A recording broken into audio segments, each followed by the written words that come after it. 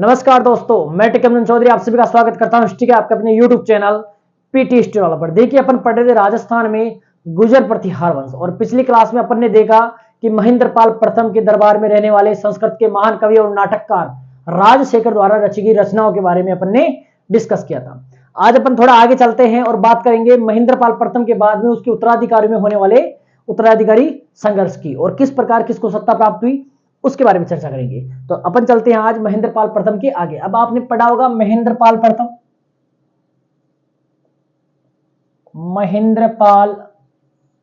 प्रथम कार्यकाल आपने देखा होगा 885 से लेकर 910 ईस्वी तक का इनका कार्यकाल था। फिर अपन ने राजशेखर के बारे में चर्चा की। राजशेखर की प्रमुख रचनाएं जिसे अपन ने देखी कि बाल रामायण, बाल भारत, और बाल भारत को जिसको प्रचंड पांडव के नाम से भी जाना जाता है, विदुषाल भंजिका, कपूर मंजरी, ये तो प्रमुख नाटक थे। इसके अलावा उसने 3 महाकाव्य लिखे जिसमें काव्य मीमांसा, भुवन कोश और हरिविलास, ये 3 महाकाव्य की रचना की। ठीक बात है, जिनमें काव्य मीमांसा सबसे महत्वपूर्ण है, जो कि 18 प्रकरणों में बटा हुआ है और अलंकरण शैली में लिखा गया है। ठीक बात है, इसे ध्यान रखना, केवल और केवल सभी संस्कृत में लिखे गए हैं, केवल और केवल कपूर मंजरी प्राकृत भाषा में लिखा गया है। ठीक है, और कपूर मंजरी में बहुत ही अच्छी तरीके से क्या दिया गया है, एक स्टोरी, लव स्टोरी का वर्णन किया गया है। ठीक बात है, और फिर प्रसिद्ध योगी भैरवानंद द्वारा उनके विवाह की चर्चा की गई है। और कौल धर्मानुयायी के कुछ तांत्रिक सिद्धांतों के बारे में अपन को चर्चाएं मिलती है, कुछ भाषाएं को भी चर्चा की गई है। कपूर मंजरी में स्वयं राजशेखर ने प्राकृत भाषा को एक सरल भाषा, कोमल भाषा और संस्कृत को क्लिष्ट या कठिन भाषा कहा है, और उसको उनमें वही अंतर बताया जिसे एक स्त्री और पुरुष में जिस प्रकार का अंतर होता है उसी प्रकार का अंतर बताया। और ये भी कहा है, ये चीज ध्यान रखना कि प्राकृत भाषा ही किसकी जननी है, संस्कृत की जननी है। कुछ इस प्रकार की अपन ने बातें पढ़ी थी। अब अपन बात करते हैं महेंद्रपाल प्रथम। ध्यान रखना, महेंद्रपाल प्रथम की 2 रानियों की जानकारी मिलती है। कितनी रानियों की? 2 रानियों की जानकारी मिलती है। ठीक बात है, एक का नाम था देहनागा,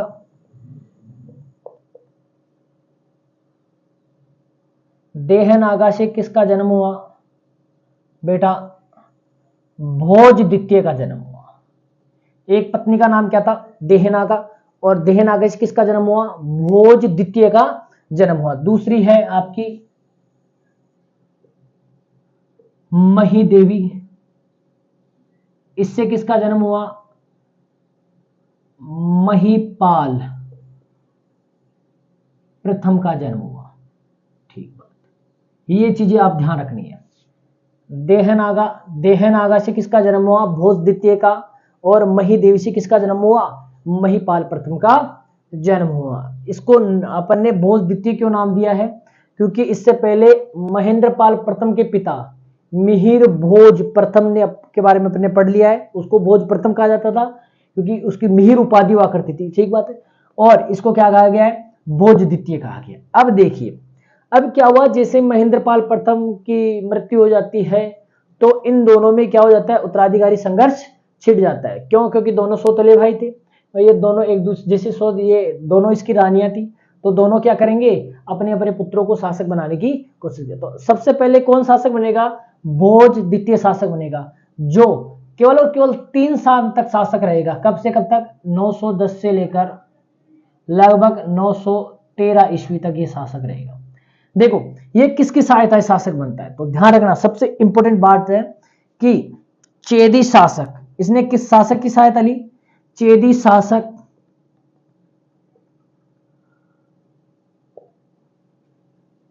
कौकिल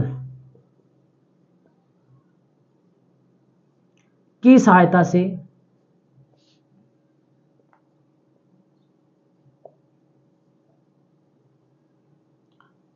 ये क्या बना? प्रतिहार शासक बना। यानी इसने किसकी सहायता से प्रतिहार शासक बनाइए? यानी महेंद्रपाल के पद में प्रतिहार शासन की राजगद्दी पर किसके कारण, किसकी सहायता से बेटा? तो चेदी शासक कोकिल की सहायता से बेटा। ठीक बात है, लेकिन इसने 3 वर्ष तक शासन किया। केवल 3 वर्ष तक शासन किया। कितने वर्ष तक बेटा जी? 3 वर्ष तक शासन किया। ठीक बात है, ये ध्यान रखना आपको। फिर इसके बाद में देखो कौन शासक बनेगा? महिपाल प्रथम शासक बनेगा। महिपाल प्रथम किसकी सहायता से शासक बनेगा? तो ध्यान रखना, चंदेल शासक।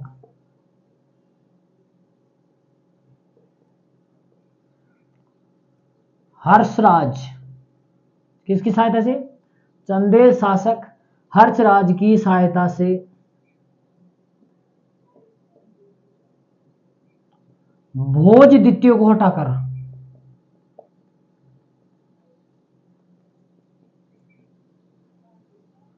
प्रतिहार शासक बनता है।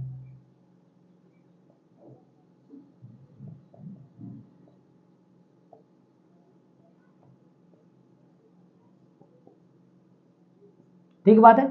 और ये कब से कब तक रहता है? तो ये 914 से लेकर लगभग 943 तक क्या रहता है? शासक रहता है। कौन?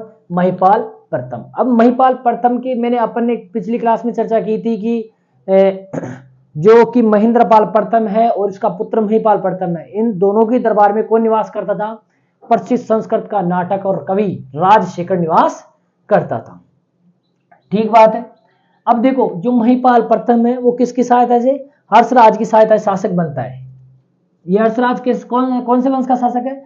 चंदेल वंश का शासक है। और इसकी जानकारी अपन को किससे मिलती है कि चंदेल वंश के शासक हर्षराज की सहायता से भोज द्वितीय को हटाकर प्रतिहार शासक महिपाल प्रथम बना।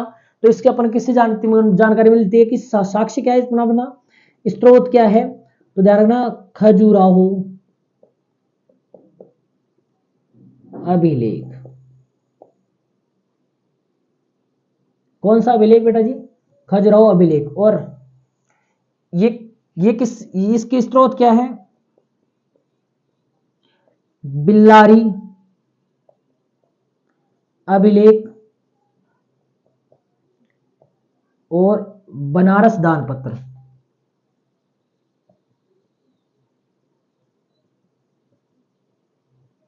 इन सोर्स से पता चलता है, बिल्लारी अभिलेख और बनारस दानपत्र से पता चलता है कि पहले देहनागा का पुत्र भोज द्वितीय क्या बनता है? चेदी शासक कोकिल की सहायता से प्रतिहार शासक बनता है और ये 3 वर्ष तक शासन करता है। ये इनकी जानकारी कहां से मिलती है अपन को? 2 अभिलेख, बिल्लारी अभिलेख और बनारस दानपत्र से। फिर इसको हटाकर शासक कौन बनेगा? हर्षराज की सहायता से महिपाल प्रथम बनेगा। और इसकी जानकारी किससे मिलती है अपन को? खजुराहो अभिलेख से मिलती है। खजुराहो अभिलेख में दे रखा है कि चंदेल शासक हर्षराज की सहायता से महिपाल प्रथम ने भोज द्वितीय को पराजित किया और प्रतिहार शासक बन गया। और इसने कब से कब तक शासन किया? तो 914 से लेकर 943 ईस्वी तक इसने शासन किया। ठीक बात है। अब देखो भाइयों में किसके लिए लड़ाई हो रही है? उत्तराधिकारी बनने के लिए लड़ाई हो रही है। बेटा जी अपन को भी आपने देखा होगा आज कंपटीशन में यही लड़ाई चल रही है, भाई हो चाहे कोई और हो, हर लड़का कंपटीशन में अपनी सीट प्राप्त करने के लिए क्या कर रहा है? पुरजोर कोशिश कर रहा है। मैंने कई बच्चों को बेटा 1 नंबर 2 नंबर 1.5 नंबर आधे नंबर से फैले तो ये देखा है। तो ध्यान रखना, आपके मेहनत को कोई नहीं देखता है, देखता है तो आपके रिजल्ट को। तो हमेशा ईमानदारी से मेहनत करें। मेहनत को रिजल्ट में कन्वर्ट करने के लिए पहली शर्त है ईमानदारी, और ईमानदारी से अगर आप मेहनत करोगे तो निश्चित तौर से आपको सफलता मिलने वाली है। तो एक बार आप इसका स्क्रीनशॉट लो ताकि आप आगे चलें। तो ये था महेंद्रपाल के बाद में उसके उत्तराधिकारी में होने वाला उत्तराधिकारी संघर्ष। ध्यान रखना, भोज द्वितीय का जन्म किससे हुआ? देहनागा से। और महिपाल प्रथम का जन्म किससे हुआ? महिदेवी से। ध्यान रखना, किन शासकों की सहायता से, किस वंश के शासकों की सहायता से इन्होंने राज्य सत्ता प्राप्त की। ठीक है, और जानकारी की सोर्स क्या है वो भी आपको ध्यान होने चाहिए। ठीक बात है। अब बात करेंगे अपन महिपाल प्रथम की। किसकी बात करेंगे? महिपाल प्रथम की। यानी महेंद्रपाल प्रथम के बाद में शासक कौन बनेगा? अब पहले भोज द्वितीय बना, इसके बीच में कौन बना? भोज द्वितीय। भोज द्वितीय कितने से कब तक? तो 910 से लेकर लगभग 914 ईस्वी तक। और अब कौन शासक रहेगा, लगभग 3 साल से कुछ थोड़ा आगे तक शासक रहा था, तो 914 कर देते हैं, ठीक है। फिर अब कौन शासक बनेगा, महिपाल प्रथम। और महिपाल प्रथम कब से कब तक, तो 914 से लेकर लगभग 943 ईस्वी तक शासक रहा। अब देखिए महिपाल प्रथम के बारे में महत्वपूर्ण जानकारियां। तो पहली बात तो महिपाल प्रथम को क्षितिपाल के नाम से जाना जाता, तो उपनाम क्या है इसका, इसको किस नाम से जाना जाता है बेटा, क्षितिपाल के नाम से भी जाना जाता है। महिपाल को अन्य किस नाम से जाना जाता है, क्षितिपाल के भी नाम से जाना जाता है। इसकी कुछ उपाधियां हैं, टाइटल्स हैं। तो अपन ने जैसे पहले भी चर्चा की थी कि भाई महेंद्रपाल प्रथम की को भी बहुत सारी उपाधियां दी गई थी, देने वालों में जैसे राजशेखर है, और उसकी कुछ उपाधियां अभिलेखों से भी मिली है। तो इसकी उपाधियों में देने वाला कौन है, इसको उपाधि देने वाला कौन है, राजशेखर।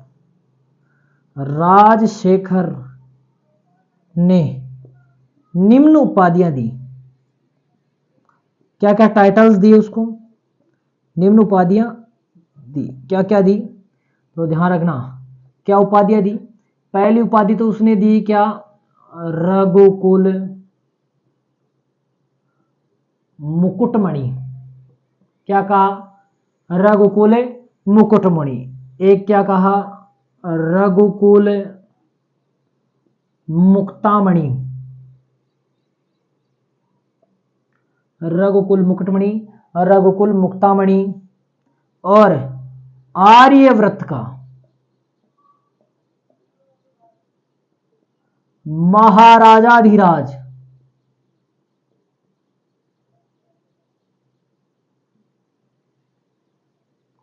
आर्यवर्त का महाराजाधिराज, ये उपाधियां किसने दी, राजशेखर ने। संस्कृत के प्रकांड विद्वान और कवि और नाटककार राजशेखर ने किसको, महिपाल प्रथम को उपाधियां दी, जिनमें क्या, रघुकुल मुकुटमणि, रघुकुल मुक्तामणि, आर्यवर्त का महाराजाधिराज। अब ध्यान रखना, अपन ने इससे पहले महेंद्रपाल प्रथम के बारे में पढ़ा था, तो उसमें अपन ने पढ़ा था, वहां पर पढ़ा रघुकुल चूड़ामणि, रघुकुल चूड़ामणि, रघुकुल तिलक, ऐसी कुछ उपाधियां सुनी थी, ठीक बात है। लेकिन ध्यान रखना यहां पर क्या है, रघुकुल मुकुटमणि, रघुकुल मुक्तामणि, आर्यवर्त का। ये क्वेश्चन आया हुआ है, राजशेखर ने किस प्रत्यार शासक को आर्यवर्त का महाराजाधिराज कहा है, तो ध्यान रखना किसको, महिपाल प्रथम को कहा है।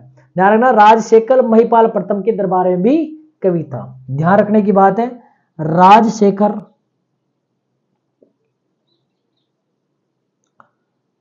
महिपाल प्रथम के दरबार में भी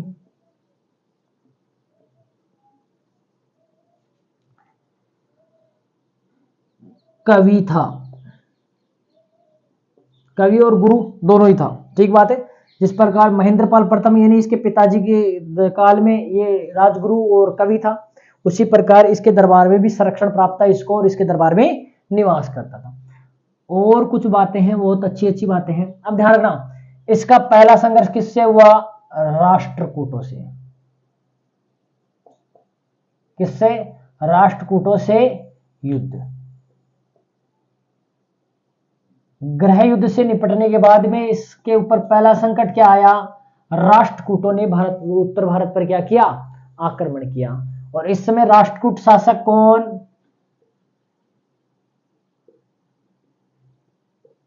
शासक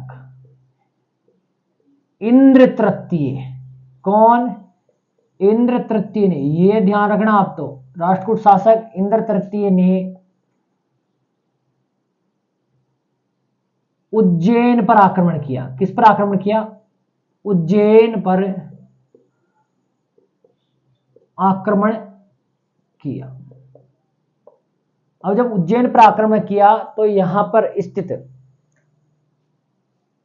सूर्य मंदिर को क्या कर दिया, उसके हाथ, उज्जैन नगर को तो नष्ट किया ही किया, इसके अलावा उस पर अधिकार कर लिया, और साथ में वहां पर स्थित सूर्य मंदिर को और क्या कर दिया, उसके हाथियों ने सूर्य मंदिर को नष्ट कर दिया।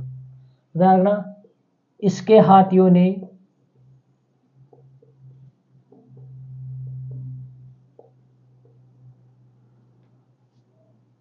कालमुख मंदिर यानी सूर्य मंदिर को नष्ट कर दिया।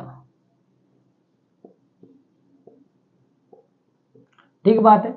तो ध्यान रखना, किस पर आक्रमण किया? उज्जैन पर आक्रमण किया किसने? इंद्र तृतीय ने। ठीक है बात है। उज्जैन पर आक्रमण किया तो उसके हाथियों ने क्या किया? कालमुख मंदिर था वहां पर एक, ठीक है, प्रसिद्ध सूर्य मंदिर था। इस कालमुख मंदिर, जिसे मैं बोल रहा हूं सूर्य मंदिर, सूर्य मंदिर को क्या कर दिया? उसके हाथियों ने नष्ट कर दिया। ये हमारे टक्कर पकड़ पकड़ के हाथियों ने, तो क्या हो गया? सूर्य मंदिर टूट गया। ठीक बात है। फिर बात आती है, इसने उज्जैन पर अधिकार करने के बाद में इसने क्या किया? कन्नौज पर आक्रमण किया। उज्जैन पर अधिकार कर कन्नौज यानी कुश स्थल, इसको कुश स्थल कहा गया है, पर आक्रमण किया। आक्रमण कर कन्नौज को नष्ट कर डाला, नष्ट कर डाला। कन्नौज जो इस समय उत्तर भारत का सबसे प्रसिद्ध नगर था, भारतीय साहित्य, संस्कृति, कला, विज्ञान की दृष्टि से और पूरे भारत के नगरों में सबसे प्रसिद्ध और कला की दृष्टि से सबसे महत्वपूर्ण और वैभव में इतना कि पूछो मत, इतना सुंदर नगर था। उस नगर को राष्ट्रकूट शासक इंद्र तृतीय ने आक्रमण करके क्या कर दिया? नष्ट कर दिया, नष्ट कर डाला।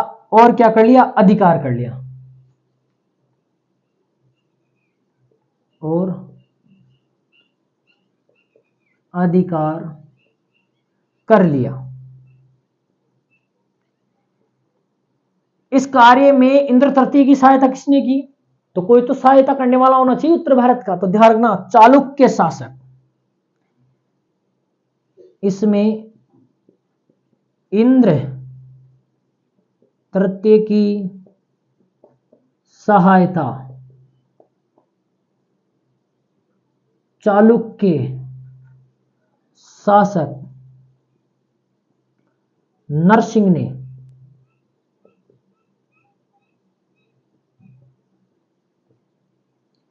इंद्र तृतीय की हेल्प किसने की?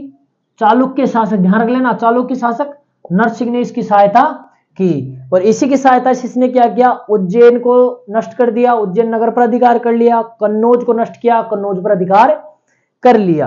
ध्यान रखना, इस चीज की संपूर्ण राष्ट्रकूट आक्रमण की इस जानकारी, इसकी जानकारी कहां से मिलती है? तो ध्यान रखना, दो चीज ध्यान रखना, एक तो केम्बे या खंबात दानपत्र और एक कन्नड़ कवि पंप की रचना पंप भारत से इसकी जानकारी मिलती है।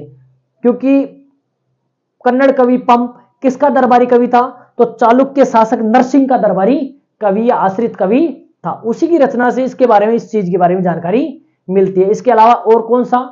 खंबात या केम्बे दान पत्र से भी इसकी जानकारी मिलती थी। आप एक बार स्क्रीनशॉट लो ताकि अपन इस घटनाक्रम को थोड़ा और आगे लेके चलते हैं, और क्या क्या हुआ, किस प्रकार ये यहां से वापस लौटना पड़ा, उसके बारे में अपन चर्चा करते हैं।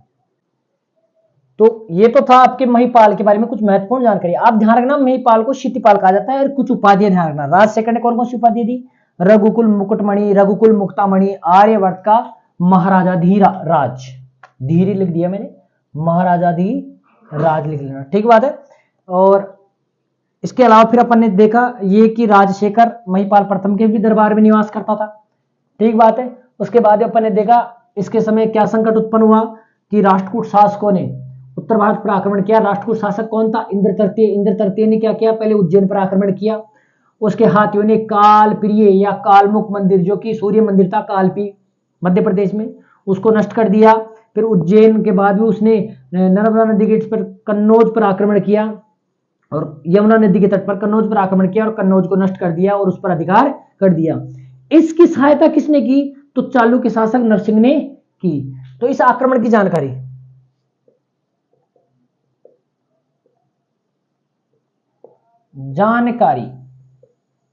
किससे मिलती है बेटा जी? तो ध्यान रखना, दो सोर्स अपने पास, एक तो खंबात या केम्बे जिसको बोलते हैं दान पत्र, ठीक बात है। दूसरा क्या है? कन्नड़ कवि पंप, इसने एक रचना है कन्नड़ कवि पंप की रचना, पंप भारत से अपन को इस आक्रमण की जानकारी मिलती है। ठीक बात है, ये दो सोर्स आपको पता होने चाहिए। राष्ट्रकूट शासक इंद्र तृतीय ने उत्तर भारत पर आक्रमण करके कन्नौज और उज्जैन को क्या कर दिया, नष्ट कर दिया और उन पर अधिकार कर लिया। ठीक बात है, इसकी सहायता किसने की, चालुक्य शासक नरसिंह ने सहायता की। ध्यान रखना, कन्नड़ कवि पंप, यह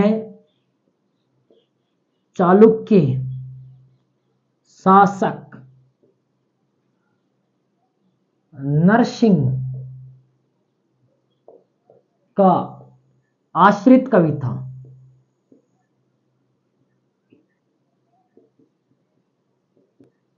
ये ध्यान रखना आप। ठीक बात है, अब देखिए ये आक्रमण तो कर दिया, उस पर अधिकार भी कर लिया, लेकिन राष्ट्रकूट शासकों द्वारा उत्तर भारत को कंट्रोल में रखना बहुत मुश्किल काम था उनके लिए, है ना, बहुत हार्ड वर्क तक के। कारण क्या था, क्योंकि राष्ट्रकूट शासक दूर रह गए थे, उनका साम्राज्य दूर रह गया था, और उत्तर भारत के कन्नौज ये नगर क्या रह गए थे, दूर रह गए थे। ऐसे में उनको वापस दक्कन में लौटना पड़ा, क्योंकि अगर वो यहां पर ज्यादा समय तक रुकते तो हो सकता है कि दक्षिण भारत में दक्कन में क्या हो, सत्ता पलटने का आशंका हो, या कोई और भी क्या कर सके, उन पर अधिकार कर ले, क्योंकि आस पड़ोस में और भी राज्य थे, वो उन पर आक्रमण कर सकते थे। इस चीज का फायदा उठाकर कि वो उत्तर भारत में गया हुआ है, तो उनको तुरंत लौटना पड़ा। तो ये चीज आप ध्यान रखना। पहली बात तो ये ध्यान रखना कि इंद्र तृतीय कन्नौज पर अधिकार करने वाला पहला राष्ट्रकूट शासक था।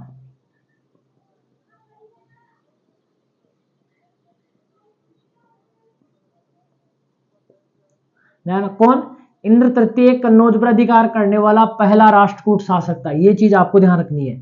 ठीक है, फिर इसके बाद में क्या ध्यान रखना है कि राष्ट्रकूट शासक अधिक समय तक उत्तर भारत में नहीं रुके रह सकते थे। क्यों, क्योंकि दक्कन में उनको वापस लौटना पड़ा, क्योंकि उत्तर भारत दक्कन से काफी दूरी पर स्थित है, ऐसे में उनको वापस लौटना पड़ा। देखिए, इंद्र तृतीय को कुछ समय बाद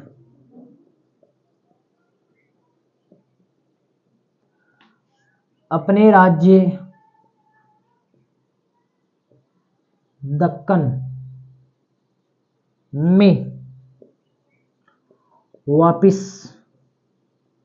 लौटना पड़ा, क्योंकि ये काफी दूरी पर स्थित था।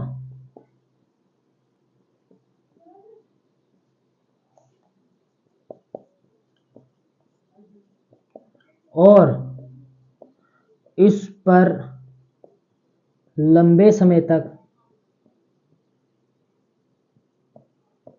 अधिकार रखना असंभव था।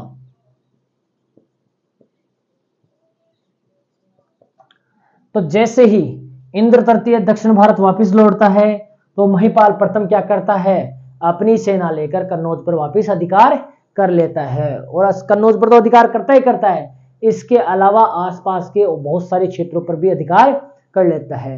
और उसकी इन विजयों की जानकारी कौन देता है, उसका दरबारी कवि राजशेखर देता है। राजशेखर प्रचंड पांडव नामक, जिसको अपन बाल भारत कहते हैं, जिसका अन्य नाम प्रचंड पांडव है, उसमें महिपाल प्रथम की विजयों का बड़ी अतिशयोक्तिपूर्ण वर्णन किया गया है। ठीक बात। तो एक चीज और ध्यान रखना, इंद्र तृतीय के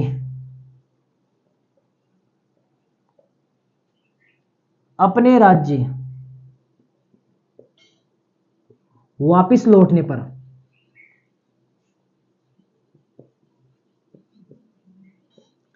महिपाल प्रथम ने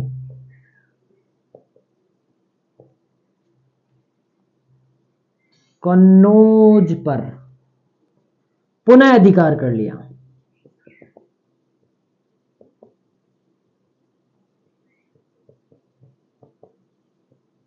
अधिकार तो किया ही किया, इसके बाद भी उसने क्या किया, आर्यवर्त के आसपास के और राज्यों को भी जीत लिया। इसी कारण तो राजशेखर ने महिपाल प्रथम को आर्यवर्त का महाराजाधिराज की उपाधि प्रदान की है। और इन विजयों की जानकारी खुद राजशेखर के ग्रंथ बाल भारत, जिसको प्रचंड पांडव के नाम से भी जाना जाता है, में इनकी अतिशयोक्तिपूर्ण विजयों का उल्लेख किया है। और इन विजयों के बारे में पढ़ेंगे अपन अगली क्लास में। पहले आप इन चीजों का जरूर ध्यान रखिएगा कि महेंद्रपाल प्रथम के बाद में शासक बना भोज द्वितीय लगभग 3 साल तक रहा, फिर महिपाल प्रथम रहा जो 914 से 943 तक रहा।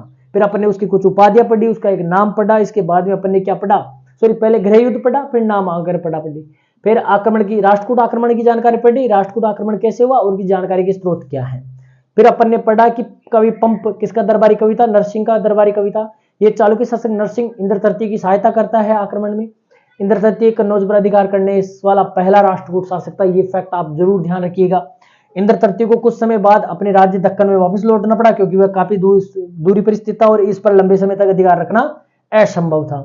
उसके वापिस जैसे इंद्र तृतीय वापिस लौट जाता है तो क्या करता है, महिपाल प्रथम कन्नौज उसके आसपास के क्षेत्रों पर पुनः से क्या कर लेता है, अधिकार कर लेता है। और इन विजयों की जानकारी राजशेखर अपने ग्रंथ प्रचंड पांडव में बड़ी अतिशयोक्तिपूर्ण देता है, जिनकी जानकारी अपन अगली क्लास में पढ़ने वाले हैं कि उन्होंने किन किन क्षेत्रों पर अधिकार किया और इन्हीं के कारण राजशेखर ने उसे आर्यवर्त का महाराजाधिराज कहा है। यहां पर एक चीज ध्यान रखना, मैंने आपको बताया था पिछली क्लास में कि BN पाठक उसने अपनी प्रसिद्ध रचना उत्तर भारत का राजनीतिक इतिहास यानी political history of northern India, उसमें एक बात कही है, क्या कही है, किसके बारे में कही है, वो कही है महेंद्रपाल प्रथम के बारे में। उसने कहा है कि महेंद्रपाल प्रथम हिंदू भारत का अंतिम महान हिंदू सम्राट था। ये बात आप अवश्य ध्यान रखिए, वेरी इंपॉर्टेंट, बहुत ही महत्वपूर्ण बात है, तो आपसे यहां से क्वेश्चन किया जा सकता है। ठीक बात है, बाकी कुछ महत्वपूर्ण बातें थी, अगर आगे बात करने वाले हैं कि महिपाल प्रथम ने आसपास के क्षेत्रों पर किस पर अधिकार किया और कौन से पर किया, उनकी चर्चा अपन अगली क्लास करने वाले। जब तक के लिए जय श्री राम, खम्मा गणी।